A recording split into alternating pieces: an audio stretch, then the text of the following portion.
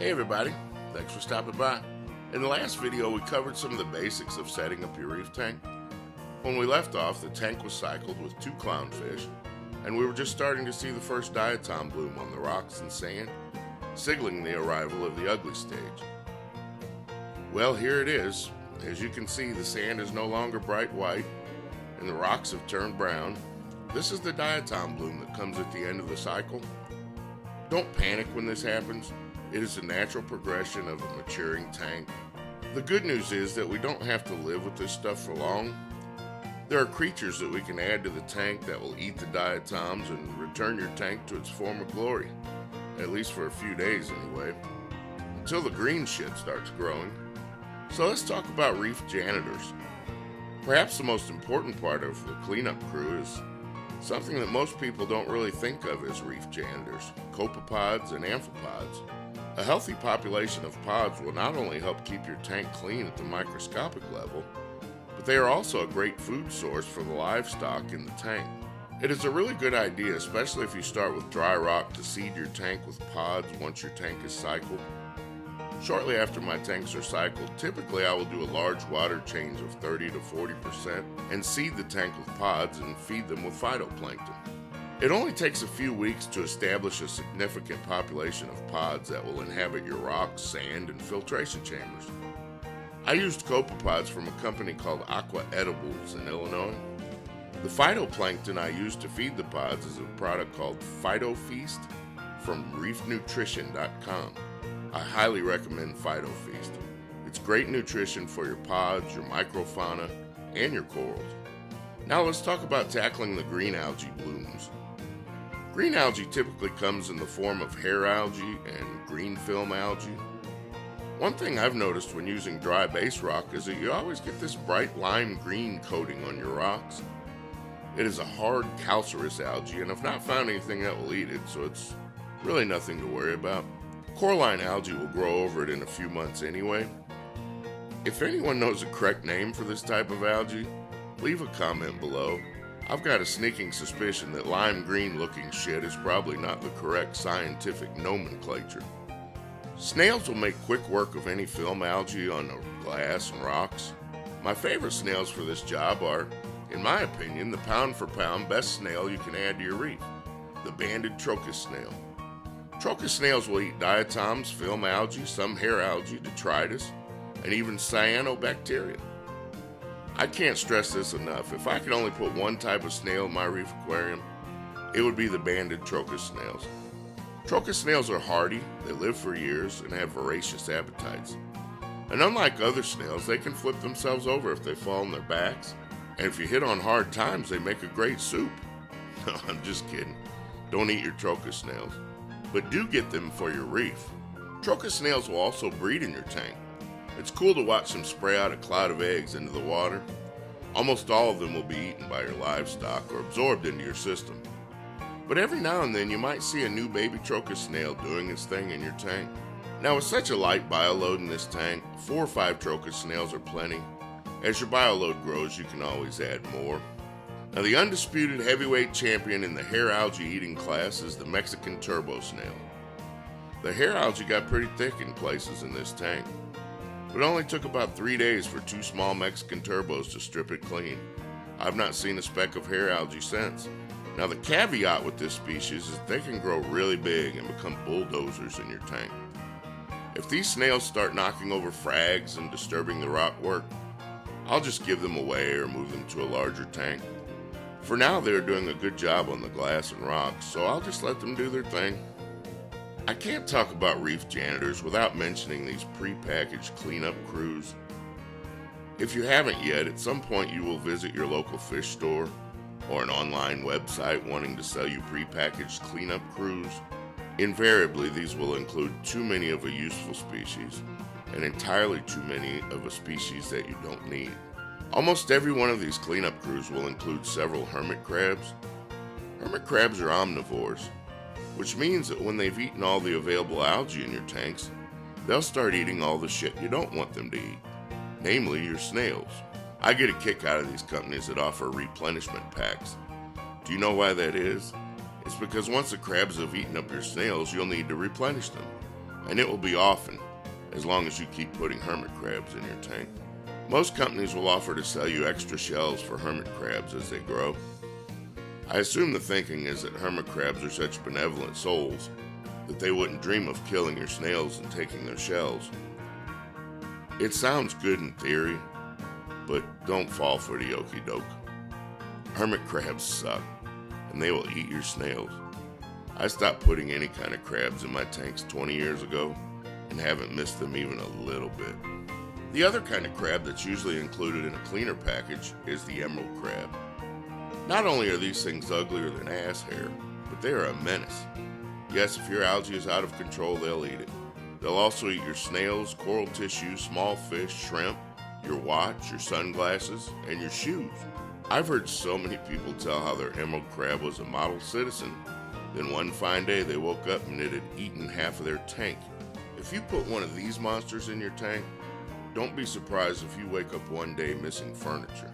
Hell, I had one years ago eat my coffee table.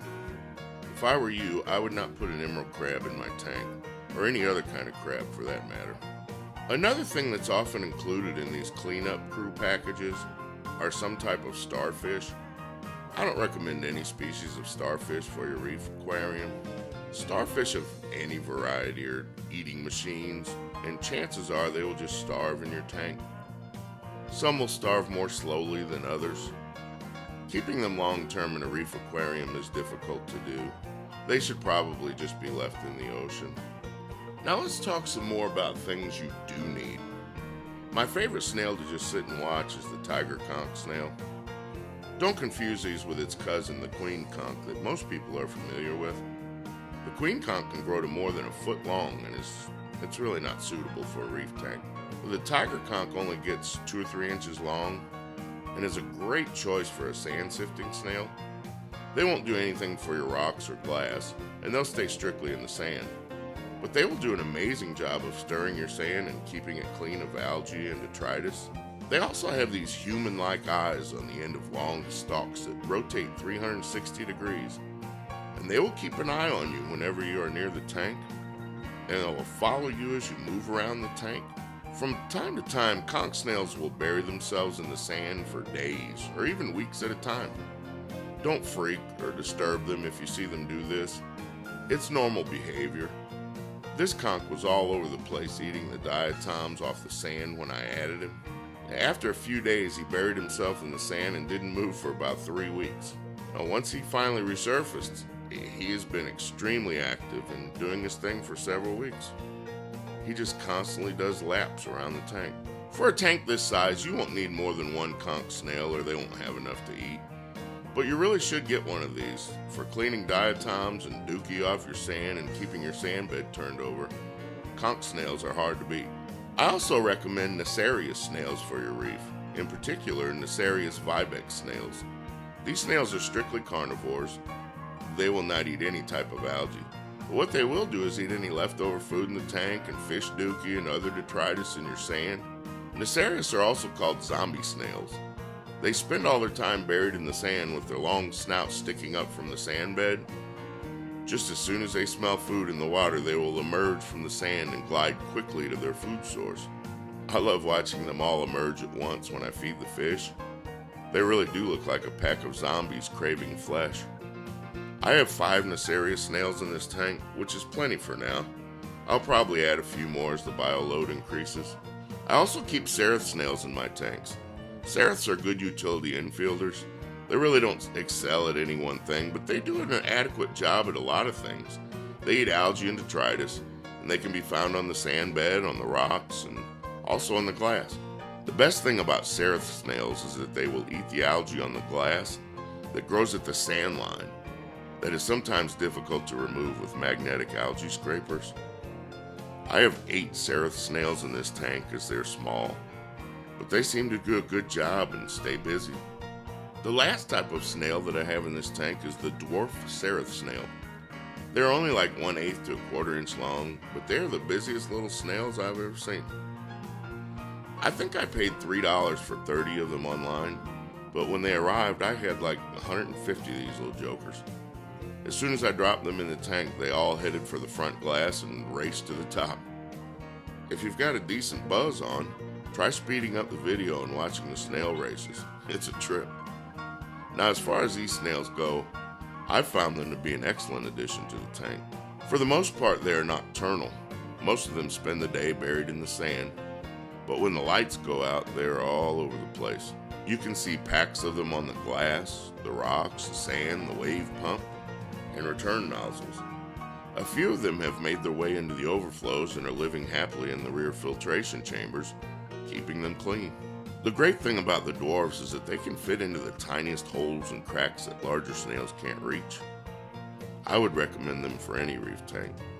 As for how many, I don't know, throw 100 of them in. It doesn't seem to matter.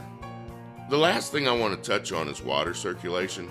In a later video, I'll talk about the importance of water flow in your reef tank and how I approach it. But for now, it is necessary to use your circulation pumps right from the start. Serious hobbyists will use the MP10 or MP40 pumps from Innovative Marine, and yes, they are great pumps, but you may need to take a second mortgage to afford a pair of them for a tank like this. I am using the Gyre 1K pump from IceCap and have been completely satisfied with its quality, performance, and controllability. IceCap recently released a new version, the Gyre 2K, which is Wi-Fi controllable with an app on your phone that will also control the 1K model. As soon as I test it out, I'll do a full review for you in a future video. Point being, eliminating dead spots in your reef will go a long way to preventing cyano outbreaks. Nobody wants that red slimy shit in their tank. Now remember, avoid the prepackaged cleanup crews, choose only species that will benefit your reef, and don't forget, crabs suck and they will eat your snails. In the next video, we will talk about adding your first corals and how to dip them to avoid adding unwanted pests to your reef and give your corals the best chance to grow and thrive. Well, I hope you've enjoyed this video and I hope you found it helpful. If you'd like to follow the progression of this reef tank, hit the subscribe button and click on the bell for notifications. Until next time, be nice to each other out there and try to have some fun with this reefing thing.